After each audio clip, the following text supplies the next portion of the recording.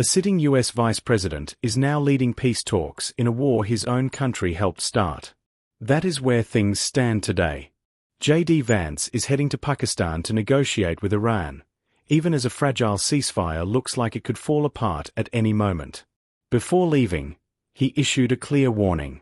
If Iran negotiates honestly, the U.S. is open to a deal. But if Iran tries to play the process, Washington will not respond kindly. That message matters because Vance is not known for pushing military action. He has been one of the more cautious voices inside the Trump administration when it comes to foreign conflicts. Now, he is the one being sent to manage one. The timing is tight.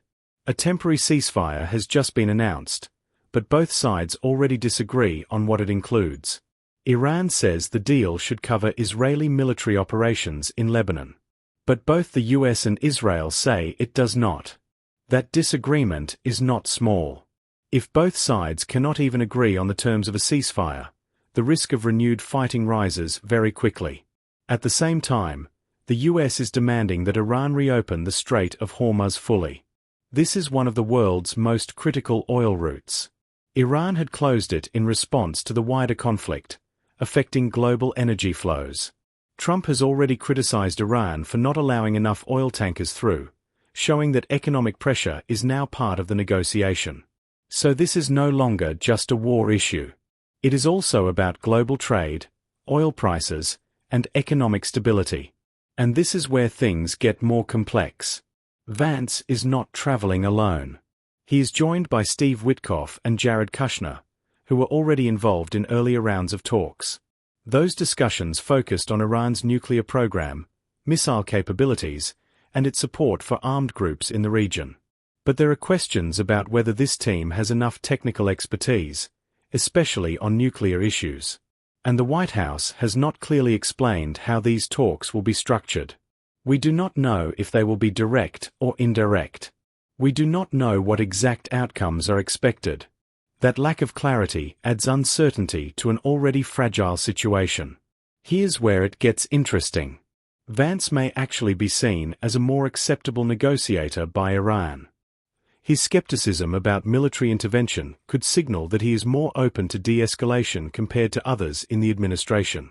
But at the same time, he has limited experience handling negotiations of this scale. This creates a trade-off. He may be more trusted, but less tested. And that matters in a situation where every word and every detail can shift the outcome. So why send him? One possible reason is political positioning. Vance is widely seen as a potential presidential contender in the future. Leading a successful negotiation could strengthen his credibility. But failure would also tie him directly to the consequences of this conflict. This is not a low-risk assignment. It is one of the highest-stakes roles a vice president can take on. And history shows this is unusual.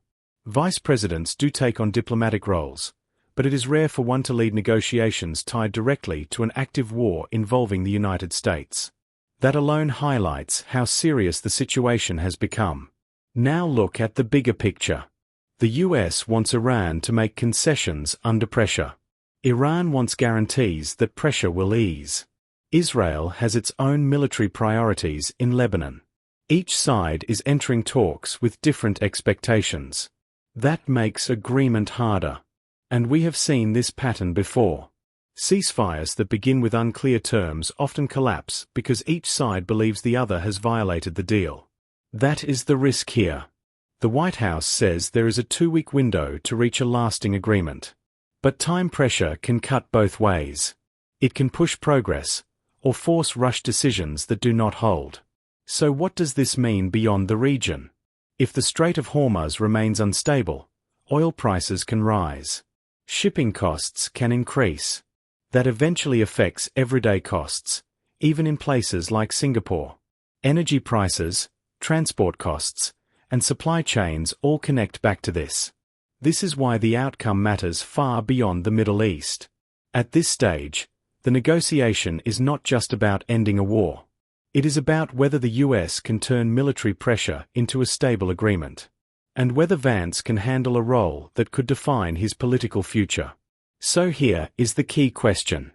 Do you think sending a less aggressive but less experienced negotiator increases the chances of peace, or makes the situation more unpredictable? Like, share and subscribe to 2230.